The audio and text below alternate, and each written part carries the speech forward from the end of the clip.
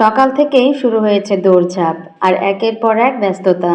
মাঝে একটু বাইরে যাওয়া, পরিবারের জন্য রান্নাবান্না আর ফাঁকে ফাঁকে ঘরের টুকিটাকি কাজ গুছিয়ে শেষ করেছি। ব্যস্ততার মাঝেও কিভাবে পুরো দিনটা সুন্দরভাবে কাটলো সেই গল্পটাই আজ আপনাদের সঙ্গে শেয়ার করব। আসসালামু আলাইকুম everyone. Sadia Mamun blog YouTube channel থেকে আমি সাদিয়া। কাছে কিংবা দূরে যে যেখান থেকে আজকের ভিডিওটি দেখছেন সকলকে ওয়েলকাম করছি। আশা করছি আপনারা সকলেই পরিবার পরিজন নিয়ে ভালো আছেন এবং সুস্থ আছেন। মহান আল্লাহ তাআলার অশেষ রহমতে আমি আমার পরিবার নিয়ে সুস্থ আছি। সিয়াম বাবুকে আগামীকাল ডাক্তার দেখানোর কথা ছিল, তবে যাকে দেখাবো সে আসলে দেশের বাহিরে আছে, এর জন্য ওকে নিয়ে যেতে পারবো না।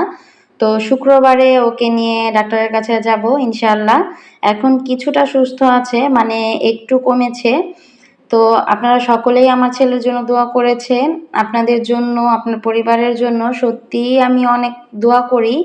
আর আপনারা সকলেই ভালো থাকেন আপনার পরিবার পরিজনদের নিয়ে। আর আমার বাবুর জন্য যারা দোয়া করেছেন আপনাদের সকলকে অনেক অনেক ধন্যবাদ। আজকে সকালবেলায় একটু বাজারে গিয়েছিলাম। প্রথমে কিন্তু আমি নাস্তা বাস্তা সেরে নিয়ে তারপর জান্নাতকে নিয়ে মাদ্রাসায় গিয়েছিলাম। মাদ্রাসাতে ওকে পরীক্ষা দিয়ে তারপর আবার নিয়েও এসেছি। আর আসার পর ঘরের কিছু কাজ করে নিয়েছিলাম। তারপর একটু দরকারের জন্যই আসলে বাজারে যাওয়া হয়েছিল, কোনো রকম কোনো বাজার করতে যাইনি। একটু প্রয়োজন ছিল, এর জন্যই আর কি গিয়েছিলাম। তো বাজার থেকে আসার পরপরই কিন্তু সিয়াম বাবুকে আমি ঘুম পাড়িয়ে দিয়েছিলাম, কারণ আজকে সিয়াম বাবু সারাদিনই ঘুমিয়েছে। আর আমার মনে হচ্ছে ও ঘুমানোর পরেই আর কি একটু সন্ধ্যার পর থেকেই একটু সুস্থতা ফিল করছে। মানে সারাদিন এত পরিমাণে ঘুমিয়েছে, শরীরটা এতটাই দুর্বল হয়ে গিয়েছে। তো এখন কিছুটা আর কি হাসি খুশি আছে আলহামদুলিল্লাহ, মাশাআল্লাহ। আর একটু খেলাধুলাও করছে। তো বাজার থেকে আসার পরপরই আমি যখন সিয়াম বাবুকে ঘুম পাড়িয়ে দেই, এরপরই হুট করেই এত পরিমাণে বাতাস শুরু হয়, মানে বলার বাহিরে। প্রচুর পরিমাণে বাতাস ছিল। আর হুট করেই তো বৃষ্টি নেমে পড়ে, আর খুবই জোরে কিন্তু বৃষ্টি নেমে গিয়েছিল। এত পরিমাণে বৃষ্টি ছিল, বারান্দা দিয়ে একদম ঘরের মধ্যেই বৃষ্টি চলে আসছিল, জানালা দিয়ে ঘরের মধ্যে চলে আসছিল। এজন্য আমি বারান্দার দরজা, তারপর জানালার যে থাই সবকিছুই কিন্তু লাগিয়ে দিয়েছি, কারণ ভিজে যাচ্ছিল ঘরের মধ্যে একদম। তারপর খাটের সাইডে যে জানালাটা ছিল সেটাও লাগিয়ে দিয়েছি, যেহেতু সিয়াম বাবু ঘুমিয়েছিল, আমি সামনেই ছিলাম। আর না হলে তো সিয়াম বাবু ভিজেই যেত আর উঠেও যেত। তো এরপর তো আমি রান্নাবান্না করতে চলে এসেছি, যেহেতু সিয়ামকে ঘুম পাড়িয়ে দিয়েছিলাম তো ও ঘুমাচ্ছিল। এইদিকে একটু আজকে ডিম ভুনা করে নিব, আর সাথে একটু ডালও রান্না করেছি। একটু ঘন করে ডাল রান্না করেছি, সাথে গতকাল যে আলু ভর্তা করেছিলাম, তো সেই আলু ভর্তাটা কিছুটা রয়ে গিয়েছিল, সেটাকেও একটু ভাজা ভাজা করে নিয়েছি, সেটা অফ ক্যামেরাতেই করে নিয়েছি। অনেক কিছুই কিন্তু এর পর্যন্ত আমি অফ ক্যামেরাতে করে নিয়েছি, যেগুলো আসলে ভিডিও করা হয়নি, কারণ সিয়াম বাবুকে নিয়েই সেগুলো করা হয়েছে। তো একটু কান্নাকাটিও করে, আবার দেখা যায় ওকে কোলে নিয়েও করতে হয়। এর মধ্যে যদি আমি ভিডিও করতে যেতাম তাহলে কিন্তু আরও বেশি ঝামেলা হতো, আর ভিডিও করতে গেলে সময়ও আরও বেশি লাগতো। এর জন্য আর ভিডিও সেগুলো করিনি। তো ঘুমিয়ে যাওয়ার পর থেকেই আসলে একটু ভিডিও করে নিয়েছি, কারণ আপনাদের সাথে একটু শেয়ার করার জন্য। আর এখানে কিন্তু আমি ডালটাকে বসিয়ে দিয়েছি, ডালটা কিন্তু প্রায় হয়েই গিয়েছিল, এখন শুধু একটু কমিয়ে আনছিলাম, যেহেতু একটু ঘন করে রান্না করব, কারণ জান্নাত গতকালই বলেছিল একটু ঘন করে ডাল রান্না করার জন্য। তবে গতকাল তো আর রান্না করিনি, কারণ বউয়া রান্না করেছিলাম আর ভর্তা করেছিলাম। এর জন্য আজকে শুরুতেই আমি ডাল বসিয়ে দিয়েছি, শুরুতে না, আগে আমি ভাতটা রান্না করে নিয়েছি। তো যাই হোক, এখানে অনেকেই হয়তো বলতে পারেন যে আমার চুলাটা এই জায়গাতে কেন, কারণ চুলাটা তো জানালার ওইখানে ছিল। আসলে আমার রান্নাঘরে যেই জায়গাটাতে আর কি কারেন্টের লাইন করা, ওই জায়গাটার থেকে আমার যে চুলা রাখার যে জায়গাটা, উঁচু জায়গাটা, এই জায়গাটা খুবই দূরে, মানে অনেকখানি জায়গা মাঝখানে।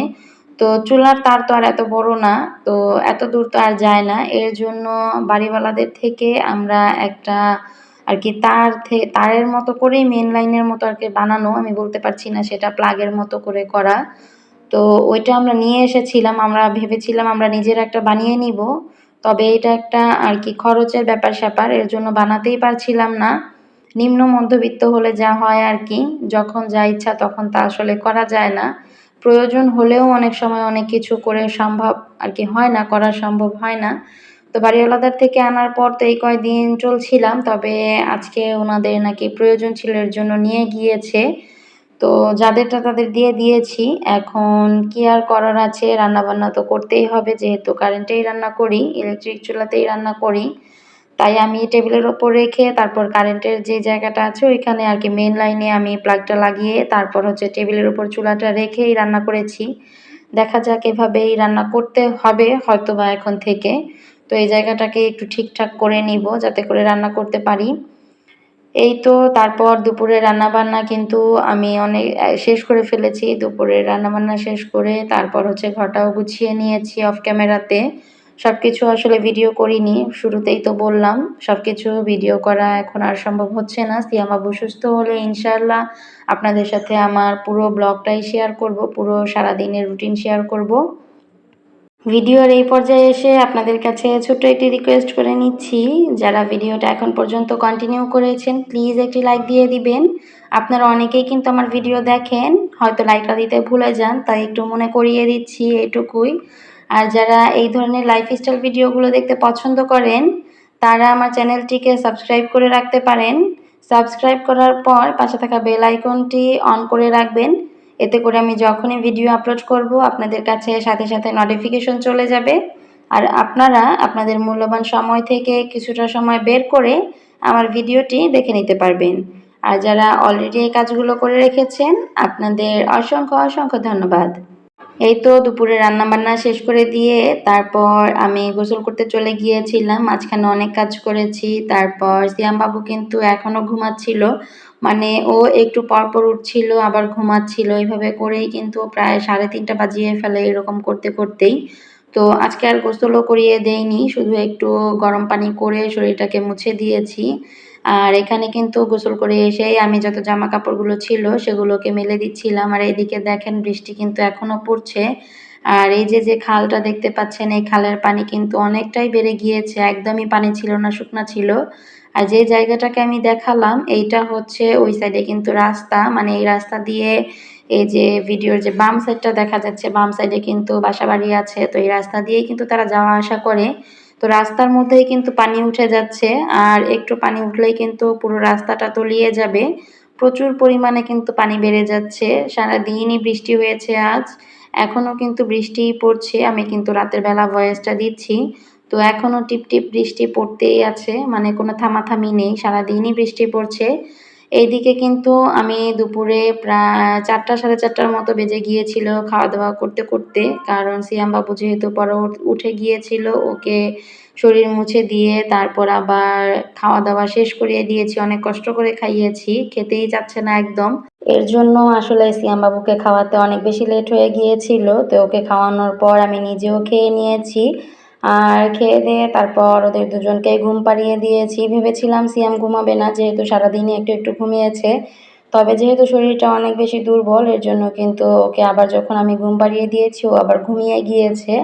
আর ওরা দুজনেই যখন ঘুমিয়েছিল, বাহিরে তো বৃষ্টি পড়ছিল, আর আমি কি করব, আমার আসলে কোনো কাজকর্ম ছিল না আজকে তেমন একটা।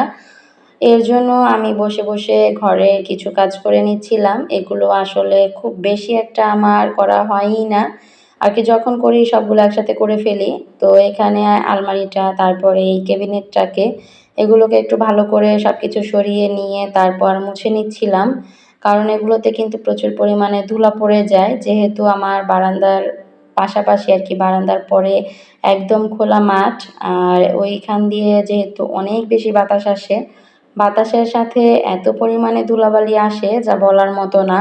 পুরো ঘরের মধ্যেই কিন্তু অনেক বালু থাকে, আর সারাক্ষণই আমার ঘরটাকে ঝাড়ু দিয়ে রাখতে হয়। বাতাস যেমন আসে তেমন কিন্তু ধুলাবালিও আসে, মানে সুযোগ সুবিধার পাশাপাশি একটু অসুবিধাও হয়। তো বাতাস যেহেতু থাকে এর জন্য আর কি ভালোই লাগে, কারণ বাতাস না থাকলে কিন্তু গরমের মধ্যে টেকাটা আসলে সম্ভবই হয় না। তাই এখানে কিন্তু সবকিছুতেই প্রচুর পরিমাণে ধুলাবালি পড়ে থাকে, এর জন্য আমি এগুলোকে একটু ভালো করে একটু পরিষ্কার করে নিচ্ছিলাম। সব কিছু সরিয়ে নিয়ে আর এখানে যে দেখেন এই সিয়াম বাবুর একটা জুতো এখানে আর একটা জুতো যে কোথায় ফেলে রেখেছে তার কোনো খবর নেই। প্রত্যেকটা থাকি আমি সবকিছু সরিয়ে নিয়ে তারপর হচ্ছে ভালো করে একটু মুছে নিব। আজকে কিন্তু কোনো রকম ভেজা কাপড় দিয়ে মুছবো না। কিছুদিন আগেই আমি এগুলোকে ভেজা কাপড় দিয়ে মুছে নিয়েছি। তাই আজকে শুধু শুকনা কাপড় দিয়ে মুছে নিচ্ছিলাম। আর শুকনা কাপড় দিয়ে মুছে নেওয়ার পরপরই কিন্তু প্রতিটা যে আর কি থাকগুলো একদম চকচকে হয়ে গিয়েছে। কারণ ধুলাবালিগুলো একদমই আলগা ছিল। তো শুকনা কাপড় দিয়েই মুছে নিলে চলে যায়। এখানে জান্নাতের একটা পুরাতন গেঞ্জি সেটাকে আমি নিয়ে নিয়েছি আজকে ব্যবহার করছি। এটা আর কি জান্নাতের যত জামাকাপড় থাকে যেগুলো আর কি নষ্ট হয়ে যায় সেগুলোকেই আমি মূলত সব ধোয়া মোছার কাজে ব্যবহার করি। আর যেগুলো একটু ভালো থাকে সেগুলো চেষ্টা করি কোনো আর কি কাউকে দিয়ে দেওয়ার জন্য, যাদের আর কি প্রয়োজন তো তাদেরকে দিয়ে দেই। আর যেগুলো নাকি নষ্ট হয়ে যায় যেমন এই গেঞ্জিতে প্রচুর পরিমাণে দাগ ভরে গিয়েছিল, কারণ ও গেঞ্জি দিয়েই একেকটা মুছে ফেলে। এর জন্য যেগুলো আর কি নষ্ট হয়ে যায়, দাগ পড়ে যায় সেগুলোকে আমি আমার কাজে লাগিয়ে ফেলি এই রান্নাঘর পরিষ্কার করার জন্য বা ঘরের কোনো কিছু মোছার জন্য বা চুলা পরিষ্কারের করার জন্য। আলাদা করে কিন্তু কোনো কিছু আমার কেনার প্রয়োজন নেই। তো জান্নাতের আর সিয়ামের জামাকাপড় দিয়েই আর কি আমি এগুলো করে ফেলি যেগুলো আসলে নষ্ট হয়ে যায়। তারপর আবার পরবর্তীতে এগুলো মোছার পরে যখন নষ্ট হয়ে যায় তখন আবার সেগুলোকে ফেলে দেই। আর কি খুব বেশি আর কি এগুলো ধুতে হয় না আমার, যেহেতু এগুলো ওদের জামাকাপড় অনেক থাকে। এর জন্য সেগুলোকে আমি ফেলে দেই। এখানে কিন্তু প্রতিটা থাক আমি একদম সুন্দর করে পরিষ্কার করে তারপর গুছিয়ে নিয়েছিলাম। এই গোছানোটা খুব বেশি সময় থাকবে না। সিয়াম বাবু ওঠার পরপরই এগুলো সব আবার এলোমেলো করে ফেলবে। কারণ খাট থেকে ও এই জিনিসগুলো ধরতে পারে। আর এখানে যে ঝুড়িটা ছিল এটার মধ্যে আমার জিনিসপত্র আছে। মানে আমার চুল বাঁধার জন্য যেগুলো প্রয়োজন, তারপর আরও টুকিটাকি কিছু ছিল এটার মধ্যে রেখে দিয়েছি। আর ওপরে যে বক্সটা এটার মধ্যে কিছু ওষুধ, আর নিচের যে ঝুড়িটা ছোট ঝুড়িটা এটার মধ্যে জান্নাতের চুল বাঁধার ক্লিপ, তারপর তুলি, ব্যান্ড এগুলো রাখা।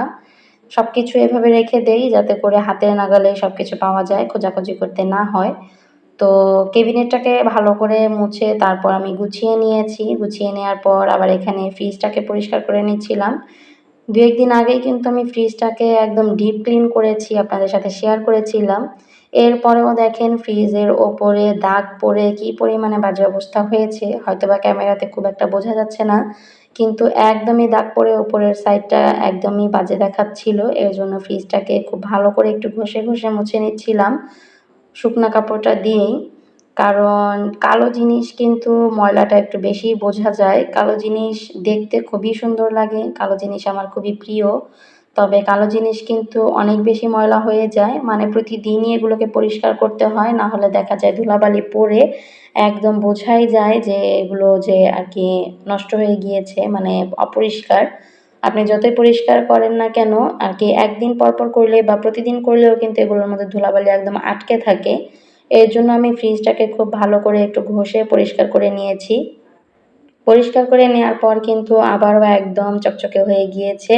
আমি কিন্তু কোনোরকম ভেজা কাপড় দিয়ে মুছে নেইনি, শুকনো কাপড় দিয়েই মুছেছি। তারপরও দেখেন একদম কি সুন্দর চকচকে হয়ে গিয়েছে।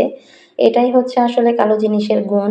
আপনি কালো জিনিস যতই নষ্ট হোক, আর কি ময়লা হোক বা অপরিষ্কার হোক, পরিষ্কার করে নেওয়ার পর একদমই নতুনের মতো চকচকে হয়ে যায়। তো এইদিকে কিন্তু আলমারি পরিষ্কার করলাম, তারপর কেবিনেটটাও করলাম, আবার এদিকে ফ্রিজটাও পরিষ্কার করলাম। তখনও দেখছি ওরা এখনো ঘুমাচ্ছে। এগুলো কিন্তু খুব অল্প সময়ের মধ্যেই আমি দেখিয়ে নিয়েছি। তবে পরিষ্কার করতে কিন্তু আমার অনেক সময়ই লেগে গিয়েছে। প্রায় সন্ধ্যার কাছাকাছি হয়ে গিয়েছিল। আর ওরা যখন ঘুমাচ্ছিল তাই ভাবলাম যে আরও কিছু পরিষ্কার করে নেই, যেহেতু হাতে ফ্রি সময় আছে, এখন কোনো কাজ নেই, যেহেতু ওরা ঘুমাচ্ছে। ঘুম থেকে ওঠার পর দেখা যায় আবার ওদেরকে নাস্তা খাওয়াতে হবে, আবার জান্নাতকে পড়তে বসাতে হবে। এর জন্য ভাবলাম টি টেবিলটাকেও একটু ভালো করে পরিষ্কার করে নিই। টি টেবিলটাও কয়েকদিন আগেই আমি ডিপ ক্লিন করেছি। মানে ভিম বার দিয়ে তারপর মেজে নিয়ে এরপর কিন্তু পরিষ্কার করে নিয়েছিলাম। সেটাও আপনাদের সাথে শেয়ার করেছি। তারপরও আবার আজকে আবার একটু মুছে আর কি পরিষ্কার করে নিচ্ছিলাম। বললামই তো প্রচুর পরিমাণে ধুলাবালি পড়ে সব কিছুতেই। বারান্দা দিয়ে এত বাতাস আসে আর বাতাসের সাথে কিন্তু অনেক ধুলাবালি আসে। তারপর কিন্তু আমি এই চেয়ারগুলোকেও একটু ভালো করে পরিষ্কার করে নিচ্ছিলাম। মাঝে মধ্যে যদি একটু ফ্রি সময় এরকম পাওয়া যায় তাহলে কিন্তু ঘরের কাজগুলো আমি করতে পারি। তবে সিয়াম বাবুর কারণে সেই ফ্রি সময়টা আর আমার পাওয়া হয় না, তো কাজের পাশাপাশিই করে নিতে হয়, ওকে সাথে করেই আর কি করে নিতে হয়। তো আজকে কিন্তু যেহেতু ফ্রি সময় পেয়ে গিয়েছি, তাই সব কিছুই একটু পরিষ্কার করে নিলাম। ভালোই হলো একদিকে, কারণ সব সময় তো আর ফ্রি সময় পাই না, এর জন্য এই কাজগুলো আমার আর করাও হয় না। কারণ প্রতিদিনের যেই রুটিন সেগুলো করতে করতেই দেখা যায় অনেক সময় পার হয়ে যায়। তো এগুলো করার মতো কোনো সময়ই আর আমার হাতে থাকে না। প্রতিদিনই একটার পর একটা একটার পর একটা কিন্তু কাজ থাকেই। আবার তো এখন জান্নাতের পরীক্ষা, এখন দেখা যায় কাজের প্রেশার আরও বেশি বেড়ে গিয়েছে, ওর পড়ার চাপও বেশি বেড়ে গিয়েছে। এই কথা বলতে বলতে কিন্তু একদম ভিডিওর লাস্ট পর্যায়েই চলে এসেছি। ভিডিও শেষ পর্যায়ে এসে আপনাদের কাছে সিয়াম বাবুর জন্য আরও একবার দোয়া চেয়ে নিচ্ছি। সবাই ওর জন্য দোয়া করবেন, আর আপনারাও ভালো থাকবেন, সুস্থ থাকবেন। আল্লাহ হাফেজ।